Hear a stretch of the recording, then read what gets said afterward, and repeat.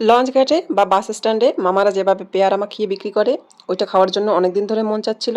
পেয়ারা ভালোভাবে ধুয়ে পরিষ্কার করে তারপরে কিউব করে কেটে নিয়েছি। দুটো শুকনা মরিচ হালকা ভেজে তারপরে হাত দিয়ে ক্রাশ করে দিয়ে দিলাম। এখন দিলাম স্বাদ মতো লবণ আর স্বাদ মতো চিনি। মামাদের পেয়ারা মাখানোর মতো স্বাদ আনার জন্য এখন আমি এই পেয়ারার ভিতরে দিয়ে দিলাম কাসুন্দি। এই কাসুন্দির কারণেই সেই টেস্টটা পাবো। আর দেব কিছুটা সরিষার তেল। এখন আর কিছুই করতে হবে না, সব কিছু এখন ভালো করে মিশিয়ে নিলেই হবে। আমি প্রথমে কাঁটা চামচ দিয়ে মেশানোর চেষ্টা করেছিলাম ভিডিও দেখার সৌন্দর্যের জন্য, কিন্তু পরে ভাবলাম যে না, এভাবে মিশালে হবে না, তাই এভাবে ঝাঁকি দিয়ে মিশিয়ে নিলাম। সবচেয়ে ভালো হয় উপরে একটা ঢাকা দিয়ে তারপরে জোরে জোরে ঝাঁকিয়ে নিলে সব কিছু একদম মিশে যাবে। আমি এখানে কোন উপাদান কতটুকু ব্যবহার করেছি কোনোটারই কোনো পরিমাণ বলি নাই। আপনারা আপনাদের টেস্ট অনুযায়ী ব্যবহার করবেন। আমি আমার টেস্ট অনুযায়ী ব্যবহার করেছি।